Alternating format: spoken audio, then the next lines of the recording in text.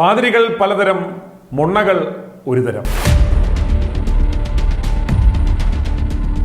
ചെറിയൊരു അറിയിപ്പോടു കൂടിയാണ് ഞാൻ ഈ വീഡിയോ ആരംഭിക്കുവാൻ പോകുന്നത്. ദയവായി അടിമവിശ്വാസികൾ, അന്ധമായ സഭാസ്നേഹമുള്ള മുണ്ണക്കുഞ്ഞാടുകൾ ഈ വീഡിയോ കാണരുത്. ഒരുപക്ഷെ നിങ്ങൾക്ക് ഈ സത്യം കേട്ട് സഹിക്കാൻ പറ്റിയെന്ന് വരില്ല. കാരണം മുണ്ണക്കുഞ്ഞുങ്ങൾക്ക് അപ്രിയ സത്യം എപ്പോഴും അരോചകമായിരിക്കും. അവർ ചവകളെന്ന് വിളിക്കുന്ന ആത്മീയ കുർവാസംഘങ്ങൾക്കും നൈറ്റ് തൊഴിലാളികൾക്കും കൊടുക്കുന്ന സ്ഥാനം ക്രിസ്തുവിനും മുകളിലായിരിക്കും. അതുകൊണ്ടാണ്. ഇനി വിഷയത്തിലേക്ക് വരാം. ഇക്കഴിഞ്ഞ ഡിസംബർ 15-ാം തീയതി Pathanamthitta Makkamkunnu saint Stephen's orthodox പള്ളിയിൽ 5 പുതിയ കൂദാശ തൊഴിലാളികൾക്ക് കൂദാശപ്പണി നടത്തുന്നതിനുള്ള ലൈസൻസ് കൊടുക്കുന്ന ഒരു പരിപാടി നടന്നു. പട്ടം കൊടുപ്പെന്നാണ് ഞങ്ങൾ ഇതിന് പറയുന്ന പേര്. ഇത് വലിയൊരു ആഘോഷമാണ്. ഈ ചടങ്ങിൽ വെച്ച് പലതരം പാതിരികളുണ്ടെന്നുള്ള ക്ലാസിഫിക്കേഷൻ സെറാഫിം എന്ന മുഖ്യ കാർമ്മികനായ മെത്രാൻ പറഞ്ഞപ്പോൾ അതിനെതിരെ ശക്തമായി പ്രതികരിച്ചുകൊണ്ട് ഞങ്ങളുടെ ഊളയോസ് മെത്രാൻ രംഗത്തെത്തി.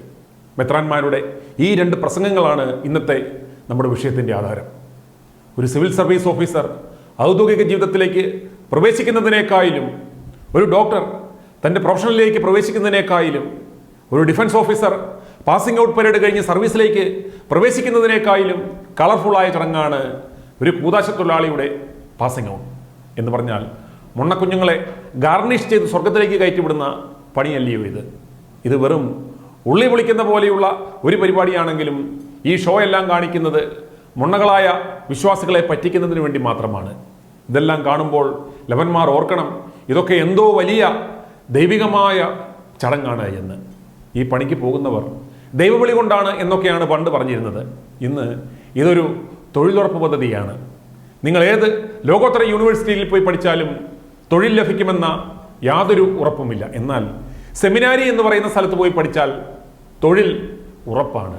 പിന്നെ കൊള്ളാവുന്ന കാശുള്ള വീട്ടിൽ നിന്ന് പെണ്ണ് കിട്ടും. ഇന്ന് ഇവന്മാരുടെ ഗുണം അറിയാവുന്നത് കൊണ്ട് കൊള്ളാവുന്ന വീട്ടിൽ നിന്ന് ഇവന്മാർക്ക് പെണ്ണ് കിട്ടില്ല.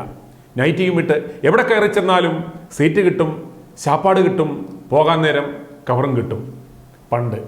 ഇന്ന് കിട്ടിയാൽ കിട്ടി. ഷെമ്മാശനായി കഴിഞ്ഞാൽ ഞങ്ങൾക്ക് പെണ്ണ് കെട്ടാം. കാണാനുള്ളതെല്ലാം കണ്ട് കഴിക്കാനുള്ളതെല്ലാം കഴിച്ച് ആർത്തി മാറ്റാൻ വേണ്ടിയാണ് ഇത്. റേഡിയേറ്റർ തണുത്തു കഴിഞ്ഞാൽ പിന്നെ പട്ടം കിട്ടും. പിന്നെ കൂദാശ നടത്താനുള്ള ലൈസൻസായി. പട്ടംകുട ശുശ്രൂഷയ്ക്ക് മുഖ്യ കാർമ്മികനായി നിൽക്കുന്ന മുതലുകളെ കണ്ടപ്പോൾ തന്നെ ഇത് അതിപരിശുദ്ധമായ ഒരു മഹാപരിപാടിയാണെന്ന് എനിക്ക് മനസ്സിലായി. ഒന്ന്, അരമനയിൽ ഒരു ഒട്ടത്തയെ കയറ്റി താമസിപ്പിച്ച് പാതിരിമാർ ഒരുക്കിയ പെൺകണിയിൽ വീണ് കടം കയറി അരമന വരെ വിൽക്കാൻ ശ്രമിച്ച ഒടുക്കം വട്ടായി മുറിയിൽ അടച്ചിട്ടിരുന്ന ഒരു മെത്രാൻ. കാത്തോലിക്ക തെരഞ്ഞെടുപ്പിൽ മത്തായിക്ക് വോട്ട് ചെയ്തു എന്ന ഒറ്റ കാരണം കൊണ്ടാണ് ഇയാളെ ഇപ്പോൾ തുറന്നു വിട്ടിരിക്കുന്നത്. ഈ മുതലാണ് ഈ പരിപാടിയുടെ ഒരു കാർമ്മികൻ. 2, അരമനമേരി എന്ന കുശിനിക്കാരിയായ തമിഴത്തിയുടെ സ്വന്തം ചാമിയാർ. അരമനമേരിയുടെ ഗർഭചിത്രം നടത്തിയത് ഭദ്രാസന സെക്രട്ടറി കൊണ്ടുപോയി. മെത്രാൻ കൊടുത്ത ചുവന്ന കുപ്പായത്തിലാണ് ഇവൾ കിടന്നുറങ്ങുന്നത് എന്ന് അവൾ ഞങ്ങൾക്ക് നൽകിയ അഭിമുഖത്തിൽ പറഞ്ഞിട്ടുണ്ട്. ആ ചാമിയാരും ഈ കൂട്ടത്തിൽ ഒരു കാർമ്മികനായി ഉണ്ട്. പ്രകൃതി വിരുദ്ധ പീഡകനായ ഒരു റമ്പാൻ പറഞ്ഞത്, എന്നെ ഈ പണിയെല്ലാം പഠിപ്പിച്ചത് എൻ്റെ മെത്രാനാണ് എന്നാണ്. ആ മെത്രാനും ഈ പരിപാടിയിലെ ഒരു മുതിർന്ന കാർമ്മികനായി ഉണ്ടായിരുന്നു. ഏതായാലും ഒരു കാര്യം കേട്ടപ്പോൾ എനിക്ക് വലിയ സന്തോഷം തോന്നി. നിലവിലെ ഓർത്തഡോക്സ് സഭയിലെ സാഹചര്യം അനുസരിച്ച് ചടങ്ങിൻ്റെ മുഖ്യ കാർമ്മികനായി സെറാഫിം മെത്രാൻ സഭയിലെ പാതിരിപ്പാമ്പുകളെ 3ആയി തരംതിരിച്ചു. അവ ഏതൊക്കെയാണെന്ന് നമുക്ക് മുഖ്യ കാർമ്മികനായ സെറാഫിം പറയുന്നത് കേൾക്കാം. ഈ ലോകത്തിൽ ഒരുപക്ഷെ 3 തരം അച്ഛന്മാരെ നമുക്ക് കാണുവാനായിട്ട് കഴിയുമെന്നാണ് എൻ്റെ വിചാരം. അതിലൊന്നാമത്തെ വിഭാഗം കർമ്മം ചെയ്ത് കാശ് വാങ്ങിക്കുന്ന ഒരു ലോ ക്ലാസ് പൂജാരിയുടെ നിലയിൽ പ്രവർത്തിക്കുകയും ജീവിക്കുകയും ചെയ്യുന്ന അച്ഛന്മാർ കാണാം. പണത്തിനു വേണ്ടിയും അംഗീകാരത്തിനു വേണ്ടിയും മിക്കപ്പോഴും കലഹമുണ്ടാക്കും. ഇല്ലെങ്കിൽ ഉള്ളിലെങ്കിലും അത് കിട്ടിയില്ലല്ലോ എന്നുള്ള ദേഷ്യവും സങ്കടവും പേറി ജീവിക്കുന്നവർ ഉണ്ടാകാം. രണ്ടാമത്തെ വിഭാഗം വേദം പഠിച്ച ആളാണ്, വൈദികൻ. വിദ് എന്ന സംസ്കൃത ധാതുവിൽ നിന്നാണ് വൈദ്യൻ, വൈദികൻ, വിദ്യാർത്ഥി ഒക്കെ ഉണ്ടായത്. അത് വേദം പഠിച്ച് അറിവ് നേടിയ ആളുകളാണ്. എന്നാൽ ഈ അറിവിൻ്റെ പിന്നാലെ അഹങ്കാരം ഉണ്ടാകുവാനായിട്ടുള്ള സാധ്യത കൂടുതൽ ഈ വിഭാഗത്തിലുള്ളവർക്കും ഉണ്ടാകാം. എപ്പോഴും മനസ്സിൽ കരുതേണ്ടത് അറിവിൻ്റെ ചക്രവാളം വികസിക്കും തോറും അറിവില്ലായ്മയുടെ തീരവും തെളിഞ്ഞു വരും എന്നു തന്നെയാണ്. മൂന്നാമത്തെ വിഭാഗം വൈദികനാണ് യഥാർത്ഥ വൈദികൻ. അർപ്പിക്കപ്പെട്ട് അനശ്വരനാകുന്നവൻ, അപ്പമായി മാറി മുറിക്കപ്പെടുന്ന പുരോഹിതൻ. ഇടവകകളിൽ അച്ഛൻ അപ്പനായി മാറുന്ന പുരോഹിതൻ. ഫുൾട്ടർ ജെ ഷീൻ പറയുന്നു, priesthood is not an occupation but a vocation. പൗരോഹിത്യം ഒരു വിളിയാണ്, ഒരു പണിയല്ല എന്ന് അദ്ദേഹം പറയുന്നുണ്ട്. പൗരോഹിത്യത്തെക്കുറിച്ചുള്ള നമ്മുടെ ആരാധനാ പാരമ്പര്യത്തിൽ നാം പരിചയിച്ചിട്ടുള്ള വാക്കുകളാണ് ഇടയനും ഭരണകർത്താവും, മേയിച്ചു ഭരിക്കുന്നവൻ തുടങ്ങിയ പ്രയോഗങ്ങൾ. ആട്ടിൻകൂട്ടം ദൈവത്തിൻ്റെതാണ്, ഇടയൻ്റെ വകയാണ് ഇടവക. പോടാ മിത്രാനെ, അതങ്ങ് കവണാറ്റിൻകരയിൽ പോയി പറഞ്ഞാൽ മതി. ഈ പ്രയോഗങ്ങളൊക്കെ നിങ്ങളുടെയൊക്കെ പൂർവികർ ഉണ്ടാക്കിയതല്ലേ. ഞങ്ങൾ മൊണ്ണക്കുഞ്ഞുങ്ങളെ ഊഞ്ഞാലാക്കുക. നീയൊക്കെ ഞങ്ങളെ ആടുകളും മാടുകളുമാക്കി വെറും മൊണ്ണകളാക്കി ഇത്രയും കാലം കൊണ്ടു നടന്നു.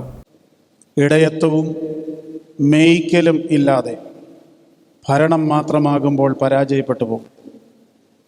ആടുകളെ പേര് ചൊല്ലി വിളിക്കുന്ന, അവയെ സംരക്ഷിച്ച് മുമ്പിൽ നടക്കുന്ന, അവയ്ക്ക് വേണ്ടി ജീവനെ നൽകുന്ന ഇടയനാകുവാൻ ഇവർക്കും ഇടയാകട്ടെ എന്ന് പ്രാർത്ഥിക്കുകയാണ്. ഇനി ആട് മാട് എന്നൊക്കെ പറഞ്ഞു വന്നാൽ നിന്റെയൊക്കെ ഈ പളവെളുത്ത നൈറ്റി പോക്കി ഞങ്ങൾ കവളമടലിന് അടിക്കും. നീയൊക്കെ ഞങ്ങളുടെ കൂതാശ നിർവഹിക്കുവാനുള്ള വെറും കൂതാശ തൊഴിലാളികൾ മാത്രമാണ്.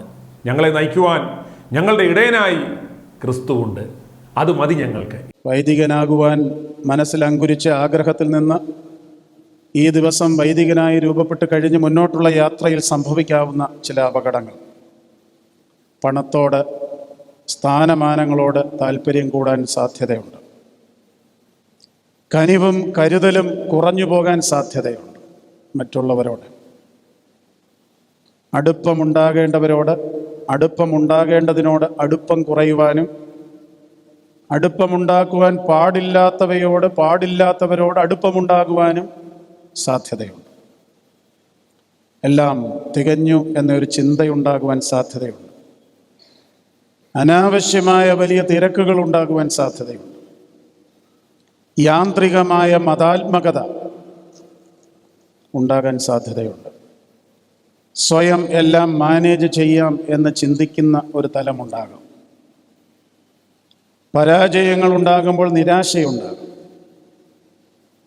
ആന്തരിക വിരക്തിയും തളർച്ചയും തോന്നാം. ഒറ്റപ്പെട്ട ജീവിതം, ബാക്കി എല്ലാവരും എല്ലാം തെറ്റാണെന്ന് ചിന്തിക്കുന്ന, ഞാൻ മാത്രം എന്ന് ചിന്തിക്കുന്ന ഒരു ചിന്തയൊക്കെ ഉണ്ടാകും. ഈ അപകടങ്ങളിലേക്ക് വീഴാതിരിക്കണമെങ്കിൽ വിനയപ്പെടുവാനും നല്ലതുപോലെ ഉപവസിച്ച് പ്രാർത്ഥിക്കുവാനും നോമ്പനുഷ്ഠാനങ്ങൾ നിർവഹിക്കുവാനും ഒക്കെ സാധിക്കണം. നിങ്ങളെല്ലാം ദൈവം അനുഗ്രഹിക്കട്ടെ എന്ന് പ്രാർത്ഥിക്കുന്നു. ശോഭയുള്ള പട്ടക്കാരായി ഈ സഭയിൽ ശുശ്രൂഷിക്കുവാൻ നിങ്ങൾക്കിടയാകട്ടെ എന്ന് പ്രാർത്ഥിച്ചുകൊണ്ട് ഞാൻ എൻ്റെ ആമുഖ വാക്കുകൾ അവസാനിപ്പിക്കുകയാണ്. ഏതായാലും ഇത്രയുമെങ്കിലും സത്യം ജനങ്ങളെ സാക്ഷിയാക്കി കൂതാശപ്പണിക്കിറക്കുന്ന ഈ പൈലുകളുടെയും അവരുടെ വീട്ടുകാരുടെയും മുന്നിൽ വെച്ച് പറഞ്ഞതിൽ ഞങ്ങൾക്ക് അതിയായ സന്തോഷമുണ്ട്. എന്നാൽ സെറാഫിം മെത്രാൻ പറഞ്ഞത് കേട്ട് ഞങ്ങളുടെ 10 പൈസ കുറവുള്ള കരിമാങ്കുഴി പുലിക്കോടന് കുരുപൊട്ടി. ഈ പ്രസംഗം വെറും പ്രസംഗമല്ല, ഇത് നിയുക്തന്റെ കസേര ലക്ഷ്യമാക്കിയുള്ള ഏറാണ് എന്ന് മനസ്സിലാക്കുവാൻ കാണിപ്പയ്യൂരിൻ്റെ അടുത്തോ കാനാടിമഠത്തിലോ പോയി കവടി നിർത്തേണ്ട കാര്യമില്ലെന്നാണ് ഞങ്ങളുടെ സബോളക്കണ്ണൻ മെത്രാൻ പറയുന്നത്. സെറാഫിം പറഞ്ഞതിനെ ശക്തമായി എതിർത്തുകൊണ്ട് അദ്ദേഹം രംഗത്ത് വന്നു. ഒരു കാര്യം കൂടെ ഈ സമയത്ത് ഞാൻ ഓർപ്പിക്കുകയാണ്. ഈ ഇടയ്ക്ക് കാണുന്ന മറ്റൊരു രോഗമാണ് ഞങ്ങളെപ്പോലെയുള്ളവർ, മെത്രാപ്പോലീത്തന്മാരെ, അവർ വൈദികരെ തരംതിരിക്കുക. വൈദികർ പലതരമുണ്ട്, വൈദികർ ഇങ്ങനെയുള്ളവരുണ്ട്, വൈദികർ അങ്ങനെയുള്ളവരുണ്ട്. അത് നല്ല പ്രവണതയല്ല. വൈദികരെല്ലാം നല്ലവരാണ്. വൈദികരെല്ലാം നല്ലവരാണ്. നല്ലവരല്ല എങ്കിൽ ആ വൈദികനെ വിളിച്ചു നിർത്തി കാര്യം പറഞ്ഞു കൊടുത്ത് വേണ്ടുന്ന നടപടികൾ എടുക്കണം. അല്ലാതെ പബ്ലിക്കിന്റെ മുന്നിൽ വൈദികർ കൊള്ളുകയില്ല എന്ന് പറയുന്നത് അത് മെത്രാപ്പോലീത്തായുടെ ഉത്തരവാദിത്തക്കുറവാണ്. എൻ്റെ വൈദികരെല്ലാവരും നല്ലവരാണ്. നല്ലവരല്ല എങ്കിൽ, കാരണം അവരെൻ്റെ വികാരിമാരാണ്. മെത്രാപ്പോലീത്തയ്ക്ക് വേണ്ടി ഒരു ഇടവകയിലേക്ക് വിട്ടിരിക്കുന്ന ആൾ കൊള്ളത്തില്ലെങ്കിൽ മെത്രാപ്പോലീത്ത ഉത്തരവാദിത്വമാണ് അവരെ വിളിച്ച് കറക്റ്റ് ചെയ്യുക എന്നുള്ളത്. പബ്ലിക്കിൽ പ്രസ്താവന നടത്തിയല്ല.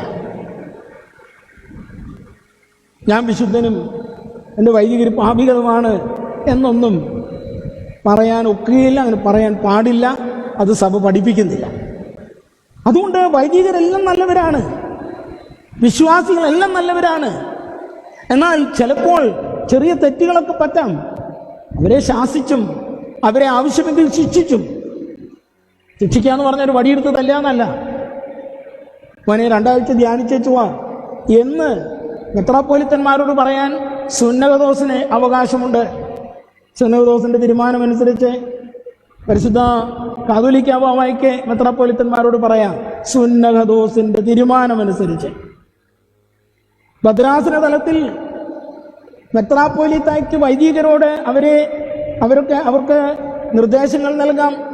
ആവശ്യമെങ്കിൽ അവരെ ബോധ്യപ്പെടുത്തി കൗൺസിലും വൈദിക യോഗമൊക്കെ ഉണ്ട്. അച്ഛാ ഇന്ന പ്രശ്നമുണ്ട്, അതുകൊണ്ട് ഒന്ന് മാറി നിൽക്കണം പറഞ്ഞു കൊടുക്കാം, അവരെ തിരുത്താം. അതിനെല്ലാം ഈ സഭയിൽ മാർഗമുണ്ട്. അല്ലാതെ പബ്ലിക്കിൽ ഇരുന്നിട്ട് അച്ഛന്മാർ അങ്ങനെയുള്ളവരുണ്ട്, അച്ഛന്മാർ ഇങ്ങനെയുള്ളവരുണ്ട് എന്ന് പറയുന്ന പ്രവണതയും ശരിയല്ല. ഭരട്ടമെത്രാനെ, താൻ കത്തനാരായിരുന്നപ്പോൾ തൻ്റെ സഹോദരൻ താൻ കാണിച്ച എന്ത് പണി കണ്ടിട്ടാണ് നാട് വിട്ടുപോയത്? താൻ പണ്ട് കരിമീൻ തിന്നാൻ പോയ വീട്ടിൽ സംഭവിച്ചത് എന്താണെന്ന് മറന്നുപോയോ? നിന്റെ പാതിരിപ്പാമ്പുകളെല്ലാം മികച്ചതാണെന്നാണ് അവകാശം. ഇതുപോലെ നീയൊക്കെ പട്ടം കൊടുത്തിറക്കി വിട്ടവന്മാർ കാണിച്ച പിതൃശൂന്യപരമായ കാര്യങ്ങൾ കൊണ്ടാണ് വിശ്വാസികൾക്ക് ഇന്ന് ഓർത്തഡോക്സുകാരാണെന്ന് പറയുവാൻ പോലും നാണം തോന്നുന്നത്. ഇത് കഴിഞ്ഞ ദിവസം ട്രെയിനിൽ നഗ്നതാ പ്രദർശനം നടത്തുകയും ജാക്കിയച്ചനായി മാറുകയും ചെയ്ത റവറൻ ഫാദർ VM ജേജിസ്.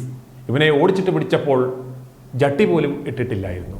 ഇവന് ജട്ടി ഇട്ടാൽ ചൊറിച്ചിലാണെന്നാണ് പോലീസിന് കൊടുത്ത മൊഴി. പട്ടം കൊടുക്കുമ്പോൾ പുറത്തിറങ്ങുമ്പോൾ അറ്റ്ലീസ്റ്റ് ജട്ടിയെങ്കിലും ഇട്ടുകൊണ്ട് പുറത്തിറങ്ങണം എന്ന് ഒരു ഉപദേശമെങ്കിലും കൊടുക്കണം.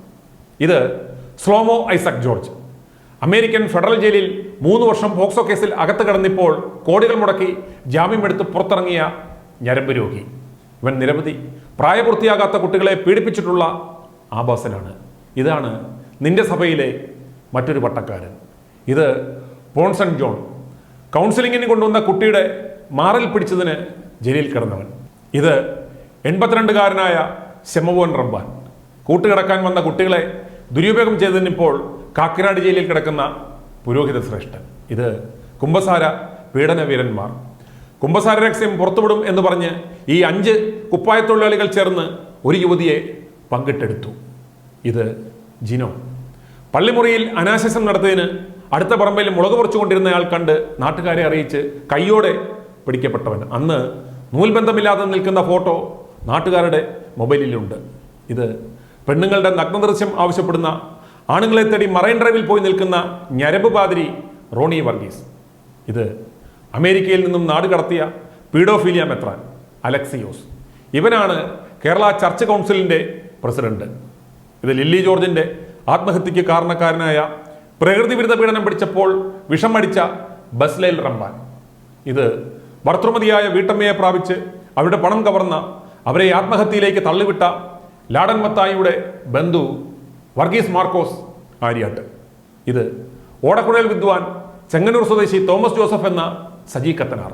ഇത് അമ്മാമ്മമാർക്ക് ഹൂത്തോമോ പാടി ഉറക്കുന്ന ജോസ് കത്തനാർ. ഇതറിയില്ലേ? ബഹറിലെ പഴയ ഒഴിച്ചുകൊടുപ്പുകാരനായ ബലാത്സംഗ കേസിലെ പ്രതിയുമായ ബിനു കത്തനാർ. ഇത് കുടുംബം കലക്കി MK വർഗീസ് കോഴിസ്കോപ്പ. ഇത് പരിമല ഫ്ലൂട്ട് പാതിരി മാത്യു സക്കറിയ. പേര് വായിച്ചു മടുത്തു. ഇതുപോലെ 100 കണക്കിന് ആഭാസന്മാരായ പാതിരികളുണ്ട് ഓർത്തഡോക്സ് സഭയിൽ. ബാക്കി വരുന്ന ദിവസം. അതുകൊണ്ട് പട്ടം കൊടുക്കുന്നവന്മാരും പട്ടം മേടിച്ചു കൊണ്ടുപോകുന്നവന്മാരും ഓർക്കുവാൻ വേണ്ടി മാത്രം പറയുകയാണ്, ഈ കാട്ടിക്കൂട്ടുന്ന പൂച്ചാട്ടി പരിപാടികളിലൊന്നും യാതൊരു കാര്യവുമില്ല എന്ന് മനസ്സിലാക്കുക. ഇതിനൊന്നും ക്രിസ്തുവുമായോ വചനപരമായോ യാതൊരു അടിസ്ഥാനവുമില്ല എന്ന് ഞങ്ങൾ മനസ്സിലാക്കുന്നു. ഞങ്ങളൊന്നും നിന്റെ ആടുകളുമല്ല, നിങ്ങൾ ഞങ്ങളുടെ ഇടയന്മാരുമല്ല. ഞങ്ങളുടെ ഇടയൻ കർത്താവായ യേശുക്രിസ്തു മാത്രം. നിങ്ങൾ വെറും കൂദാശ കുർബാന തൊഴിലാളികൾ, തച്ചിന് പ്രാർത്ഥന നടത്തുന്ന വെറുക്കപ്പെട്ടവർ. നിന്റെയൊക്കെ ആവാസശാലകൾ കല്ലിന്മേൽ കല്ലവശേഷിപ്പിക്കാതെ കർത്താവ് നശിപ്പിക്കും. നിന്റെയൊക്കെ പൈശാചിക കേന്ദ്രങ്ങളിൽ യുവതലമുറ കാബറ ഡാൻസ് നടത്തും. പിന്നെ ഇടവകകൾ ഞങ്ങൾ വിശ്വാസികളുടേതാണ്. ഞങ്ങളുടെ ആരാധനയ്ക്കായി ഞങ്ങൾ ഉണ്ടാക്കിയ ആരാധനാലയങ്ങൾ. അവിടുത്തെ വെറും കൂദാശ തൊഴിലാളികളാണ് നിങ്ങൾ. അവിടെ വന്നോണം, കൂദാശ നടത്തിക്കോണം, വല്ലതും തന്നാൽ തിന്നോണം, കിട്ടിയാൽ വല്ലതും മേടിച്ചോണ്ട് പൊക്കോണം. നിന്റെയൊക്കെ അലിഞ്ഞ കെട്ടുകാഴ്ചകൾ നീയൊക്കെ തന്നെ അറുത്തുമാറ്റി മനുഷ്യരിടുന്ന വേഷങ്ങൾ ധരിച്ചോണം.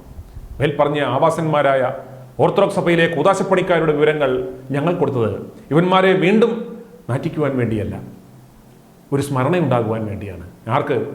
പട്ടം കിട്ടുന്നവന്മാർക്കും പട്ടം കൊടുക്കുന്നവന്മാർക്കും. ഇല്ലെങ്കിൽ ഇതുപോലെ സ്മരിക്കപ്പെടും എന്ന് ഓർമ്മിപ്പിക്കുവാൻ വേണ്ടി മാത്രം. വെറും ഒരു സാമ്പിൾ ഡോസ്.